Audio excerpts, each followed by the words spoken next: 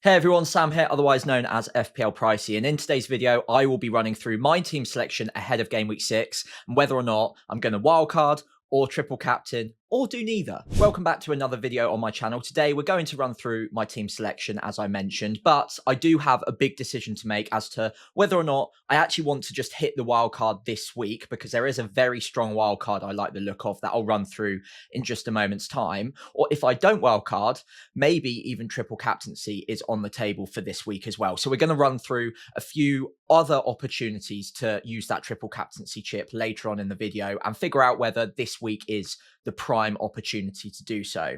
If you did enjoy today's video, I'd really appreciate it if you could leave a like and importantly subscribe to the channel as we chase down 5,000 subscribers. And a quick mention now, thank you so much to anyone who's nominated me for the Football Content Awards. I've been put in the shortlist for the award. I think it's in November or something. I'll drop a link below. If you wanted to vote for me, then that would be amazing. But honestly, I'm just buzzing to be nominated. So thank you to any of you who put me forward. I really appreciate it. Let's start off with in goal and in defense. So Sanchez in goal. There's been a few people asking me, why have you even got Sanchez at this point? Surely he's suspended. That is not the case. They played in the League Cup during the midweek, and actually the suspension applied to that match against Lincoln, and Jorgensen didn't even play very well against Lincoln either. So I think the odds are that Sanchez just comes straight back into the lineup ahead of Game Week 6 at home to Brighton. If he doesn't, for whatever reason, and they prefer Jorgensen after Sanchez obviously got sent off last weekend, there might be some sort of internal discussion about who should be the starting keeper.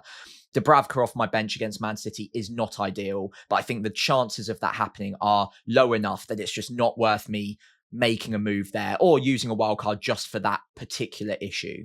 Now, in defence, I've gone with a starting three of Porro at home to Wolves, Tarkowski at home to West Ham, and Murillo at home to Sunderland. Now, Murillo is the issue there. He's still flagged going into Game Week 6. It didn't sound like he was too far away in Game Week 5, so I do expect him to play this match. And I think he'll either play 90 or not play at all, or at least he'll either start or not come off the bench.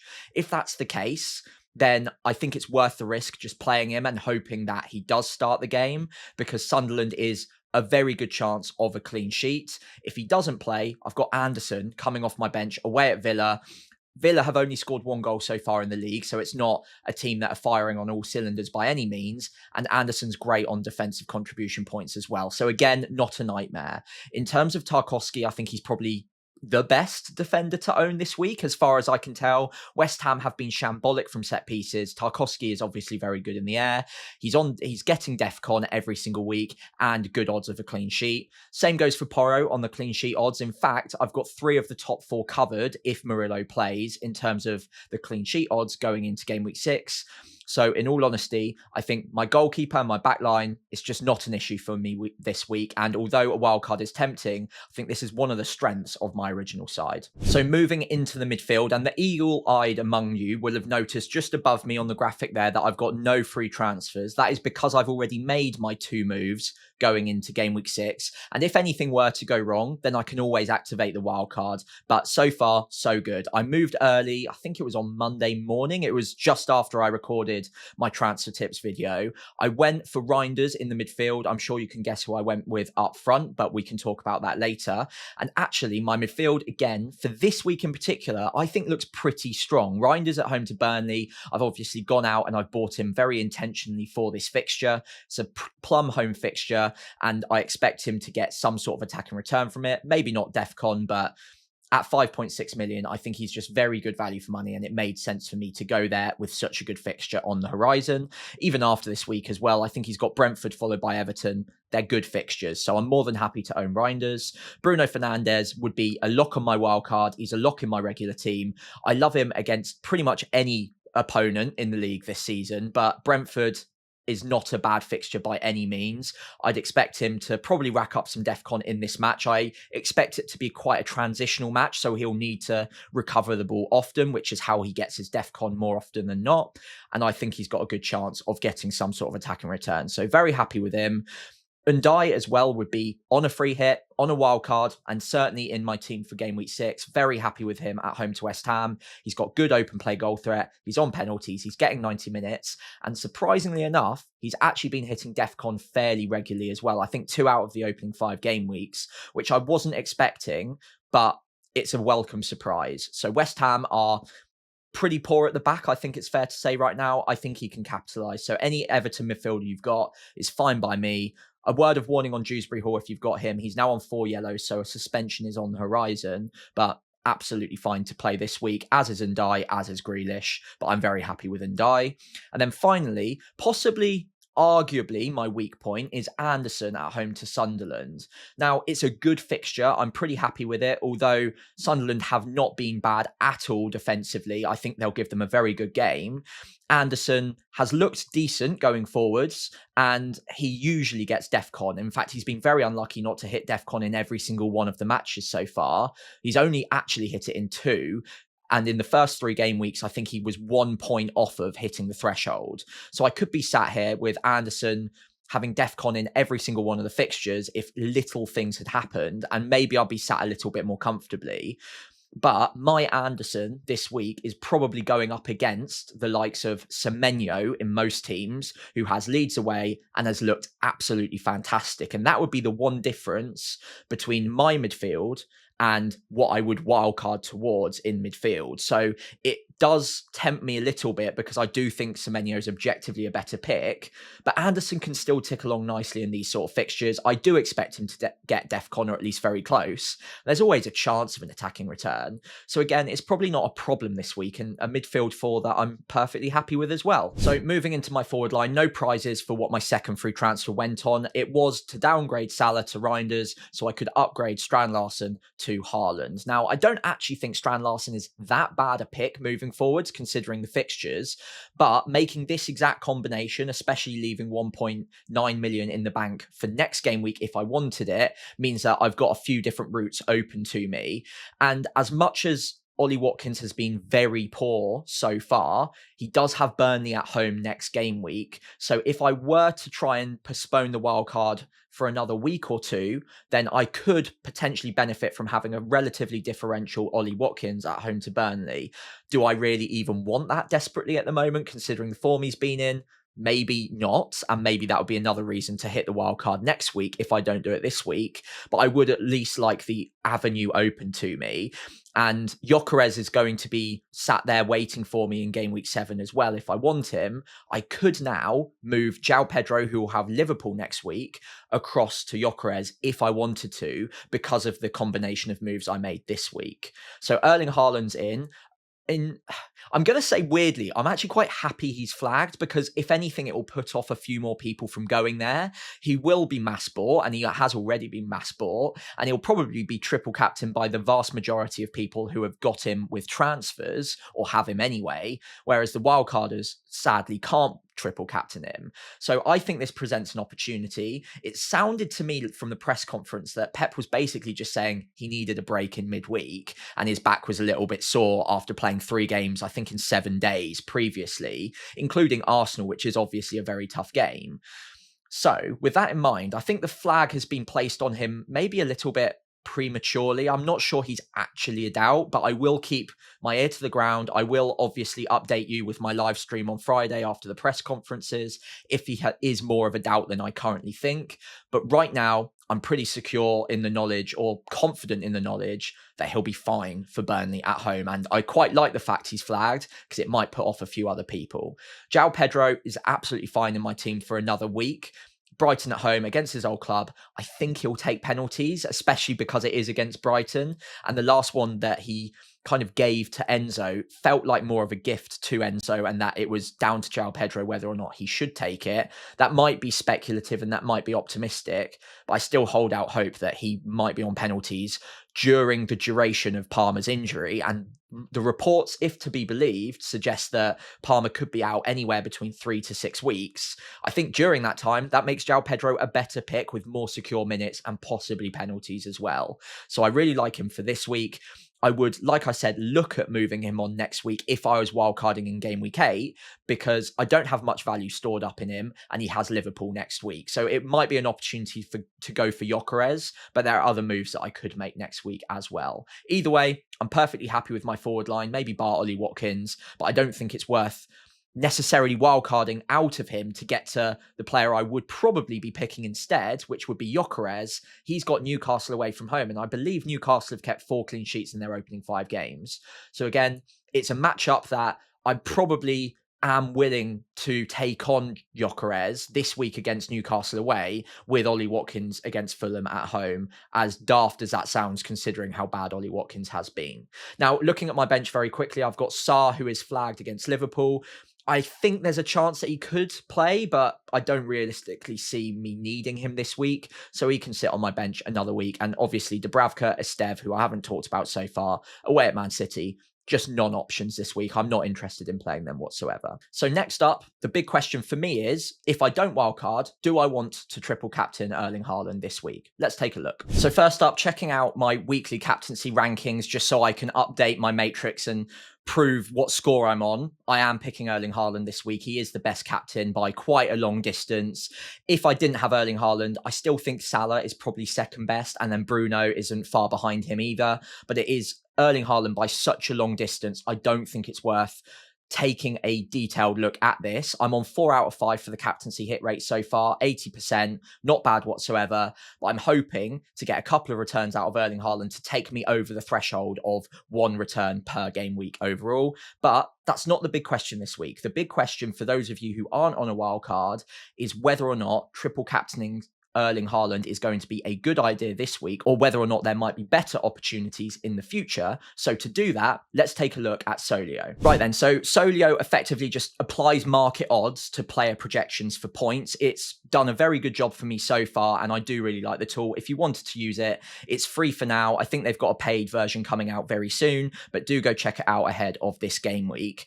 In the meantime, game week 6, as you can see, I've ordered it by expected points. Erling Haaland comes out miles ahead of anyone else. There's a significant gap there, but is that expected points going to be one of the highest over the first half of the season? And therefore, is he going to be one of the best opportunities for triple captaincy? Well, the short answer is yes, he's definitely up there. And anecdotally, we can see that. It's Burnley at home. He's in great form, and he's been rested in midweek. I think that it is going to provide a very good opportunity, but are there better ones? Well, looking across, not for the next few game weeks. Next week, 6.37 is top. 7.3 for Salah is a little bit below in game week 8. In fact, it takes us all the way over to about game week 13, I believe, when both of these players, Salah and Haaland, have standout good fixtures for a little period of time. So game week 13, a lot of people were initially looking at wildcarding for this reason, by the way. But if you're wildcarding this week, I think the next big opportunity might be game week 13. Salah's got a good fixture. Erling Haaland's got decent fixtures. Both of them expected over 7 points. A little bit off of what Erling Haaland is projected to get this week, but it's not a bad opportunity. Game week 14, Salah is actually beating him for expected points and might get a bit higher closer to the time. And then game week 15 as well, you've got Erling Haaland over 7 too. In fact, game week 16, similar on Salah, over 7. So there are good other opportunities. It is worth noting though that Salah, I think it is from game week 17, if I scroll across, yes, correct, won't be available for Liverpool due to AFCON. So if you wanted to use it on Salah, it will have to come before that. If you wanted to use it on Erling Haaland, 13 to 15 looks like a good stretch. Same goes for Salah. But the problem with that little cluster is 13 to 15 are only 7 days apart. There are 3 game weeks in the space of 7 days. 14 is in the midweek in the middle. So is there going to be potential for early substitutions or rotation despite the fixtures? In my mind, there is at least some potential, and at least one of those fixtures, you'd imagine one of these players gets 90 minutes, but calling that correctly could be a little bit problematic. So I still think they're very good opportunities to use a triple captaincy later on down the line, but it doesn't come without risk. Now, Erling Haaland this week seemingly is a risk as well because he's flagged, but I think if we get good news on the Friday, then it would be enough to maybe push me over the edge to say, triple captaining Erling Haaland now is going to be as good, if not slightly better, of an opportunity than later on down the line, because we feel a little bit more secure in the minutes he'll get after getting a rest in the previous midweek. So I do really like it. There are other opportunities in the future. And of course, that's not ruling out other players. You've got Gyökeres, Saka, Palmer potentially when he's back from injury. There are plenty of other ways to use a triple captaincy outside of Erling Haaland and Salah. But from a pure expected points point of view, those are the two that more often than not are going to be stealing the headlines each week and the best captaincy option. So I am trying to pick out the weeks where I'm most likely to want to drop it on one of those two players. This week, Erling Haaland really does stand out as long as he's fit and firing ahead of game week 6. Right then, so I'm delighted to say that this video is sponsored by Club, which is another free-to-play fantasy game on your mobile. I've been playing it since last season, so I've built up a little bit of team value. I've got a fairly strong squad going into the next game week. This is it. It's within budget at the moment, which is another issue that you need to deal with in this game as well as FPL. My squad looks pretty strong at the moment, but I lost my last game. I need to get back on the winning run. I'm also in my own league with 100 members, or 99 technically, so feel free to be the 100th. All of the links to join are below, so you can join my league, you can join up for free, completely free to play, and I'm really enjoying it as well. In the meantime though, I'm here to meet Agent Manny to get a new player. Fingers crossed it's someone good. Feel free to guess in the comments. Now, I'm hoping that it goes past core, because the last few have been core. Unfortunately, it hasn't, which always happens when I'm recording. However, 78 rated. I don't honestly even think he'll play necessarily now Strand Larsen is back. I don't think that's a very good player to be packing whatsoever, which is slightly embarrassing for the live recording. It's never a good sign when the player doesn't even have a picture at the top. So I think I'm going to pass up and reject that one for now. Hopefully next time I'll get a little bit luckier. But if you fancy playing it as well, and if you think you can beat me, then join my mini league. All of the codes to join are below, and I think on my left-hand side, right-hand side. So feel free to do so as well. Right then, so back to my team ahead of game week 6. The armband is, of course, on Erling Haaland. I haven't pressed TC yet, but I will probably look at doing so if we get good news in the pre-match press conference on Friday. So fingers crossed on that. But the big question is, do I want to regain my 2 free transfers and just wildcard instead to a team that I think sets me up very well for the long term? And what I'll do here is just flick across to a recent video's graphic, which is my wildcard draft. I still really like this wildcard ahead of game week 6. Now, I think objectively, it's actually not quite as good as my team for game week 6 in terms of the 11 that I'd be playing, because I probably have double, if not triple Arsenal playing. And Semenyo is probably better than Anderson, but Gyökeres instead of Watkins, there's not much in that.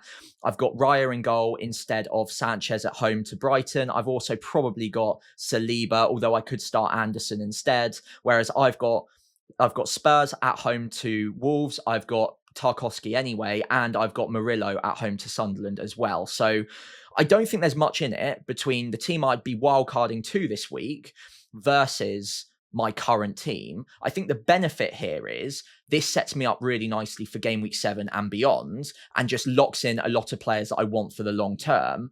The problem is, if I don't wildcard this week, there are probably going to have to be 1 or 2 compromises made to this team, because I've got the exact money to get to it right now at time of recording.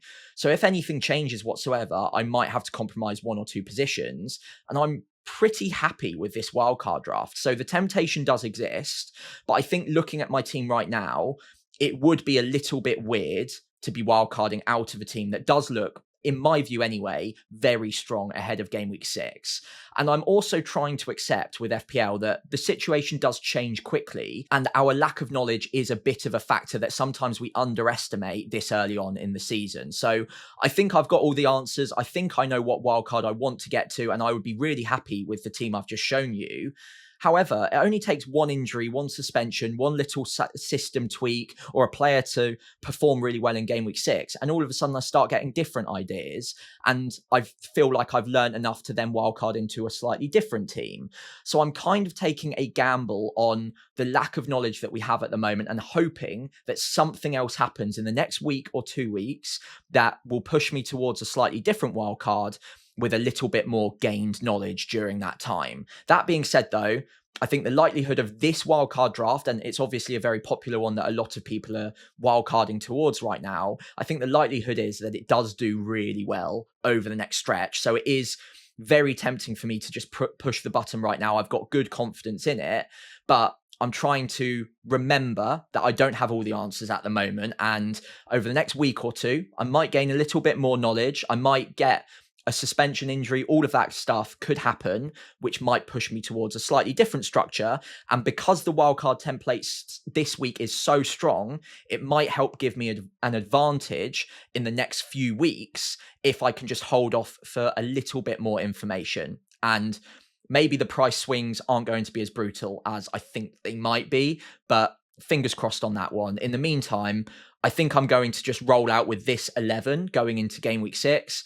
If Haaland is fit to play and it looks like he's going to get good minutes, I'll probably put the triple captaincy on him. And then I will look yet again at wildcarding in game week 7, possibly game week 8. But for the meantime, I think I'm just going to roll with it in game week 6 as it stands. Now, if you enjoyed today's video, please do feel free to leave a like and hit subscribe to the channel. And if you've got any questions or comments whatsoever, do drop them below and I'll try and get back to you before we hit the game week 6 deadline. Remember, I've got my stream on Friday night as well, so do tune into that if you want any press conference updates or your questions answered live on the stream. In the meantime though, good luck in game week 6 and I'll see you very soon.